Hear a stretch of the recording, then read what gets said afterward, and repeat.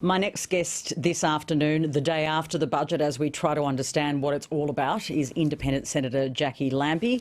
Welcome to the program. Thank you. So, are you happy with it?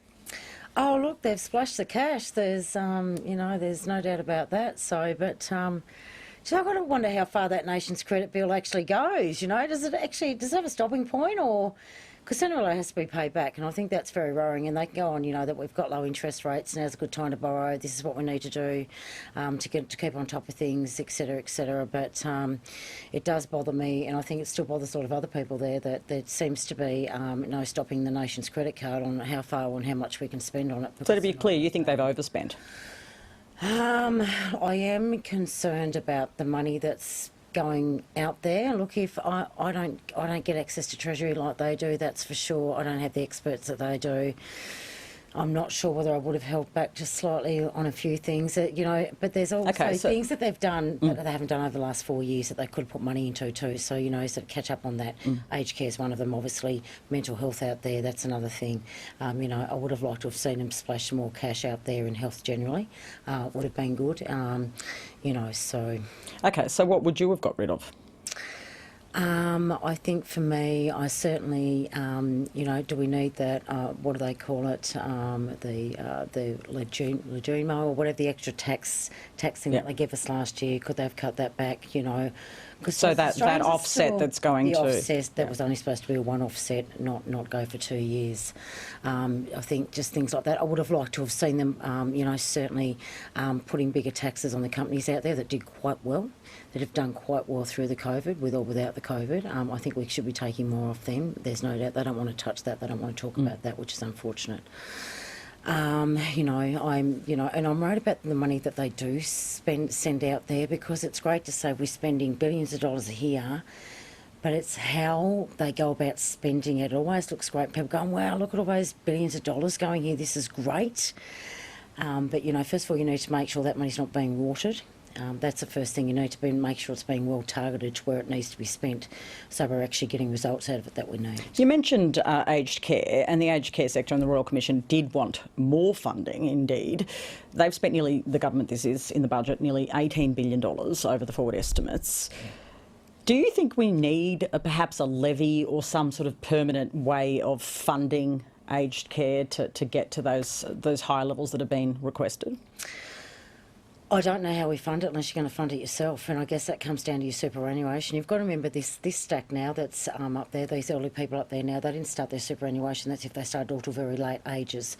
Certainly by the time I was hitting the armed forces at 18, compulsory super was then putting in. I think we're catching up on that gap, so I'm wondering if in years to come, in the next 20 to 25 years, and we certainly reach that, whether it should actually, realistically, you should be able to back that off, because we should have super that can actually carry. So you think more Australians who are ageing who have super essentially it should be means tested, they should be funding more of their own support? Yeah, there's no doubt about that, but I don't think, I don't think at this point there's that many up there at that age. And certainly my age coming through, those 50 or around 50-year-olds coming through, where compulsory super was started when we were 18 or 19, should have a lot more funds in their bank. But right now we need to invest everything we can. We've seen the result of those Royal Commissions.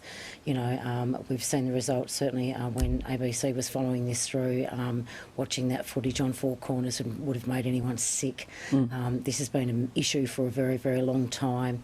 I'm not quite sure where I had to laugh about the $10 a day, because I don't sort of get this whole $10 a day, because I'm thinking, well, I've seen some of these meals in some of these aged care places, and quite frankly, they'd be better off on defence ration packs than what they would be getting, the stuff that they're getting fed in there. And when you just... And there's no mechanism to ensure that $10 fully follows... No.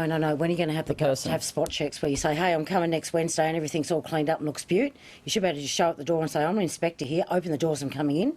This spot checking is really, really important. That money needs to be better targeted, and how are you going to stop the providers from ripping that money from where it should be going and actually putting their charges up? And we're going to have that same thing in childcare as well. What regulations are you going to put on the childcare providers to make sure that they're not taking a big chunk of this as well? So these are things that need to be looked at. I think this is the substance. It's great to say, wow, there's so much money, but can we spend it wisely, and will it go to where it needs to go? Realistically, though, this budget is going to absolutely float through the Senate, isn't it? No one's going to oppose anything.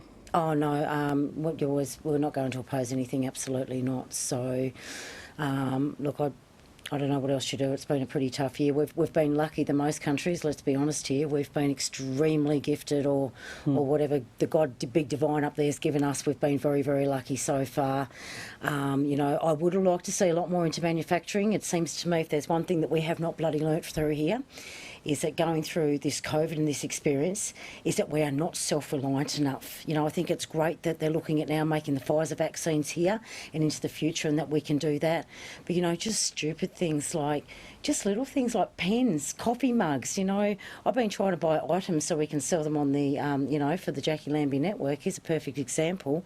Selling things there, making $5 or $6 on top just to make a bit of extra money because we don't take those big political donations. Everything I touch is China. I can't get anything unless it's got China written on it. Even a tea towel, the closest thing I can get an Australian made to sell is at 93% because a product that bleaches the cotton has to come from China. And so that's telling me we're not self-sufficient. I'm really worried that we've been through this whole exercise and still we can't stand on our own 2 feet. We've got to rely on everybody else for anything that we want in the future. But we really need to learn out of this, and I just don't think we're grasping it. So, finally, I've got to ask you before I let you go, and it seems trivial, perhaps, because it's a post-budget day, but what's happening to your cat? Oh my God! Well, obviously the cat is ambushed budget day. Let's be honest here. So the name of your cat? The name of my cat's name is it's my dad's cat. His name is Onslow, and we got Onslow for Dad when the North West Coast, when it first went into quarantine last year. I went to the RSPCA. I grabbed him quickly because my dad back then, he's moved in with me since, but he was living in the caravan park, and everyone in the caravan park had their own cat except for Dad. So it was 2 days before we got into lockdown. We went and brought this damn cat for Dad, so that kept Dad busy for the next 6 weeks while he was in lockdown. And now the cat is? Now the cat's gone missing, so he seems to have packed his suitcase and left.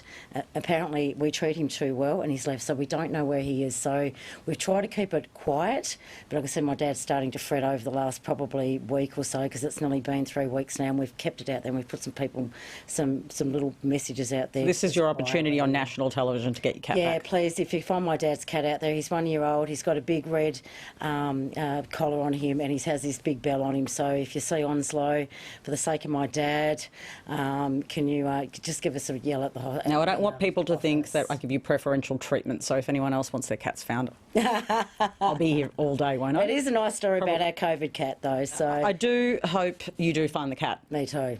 Really do. Yes. But cats have a tendency to... That's why puppies are the best.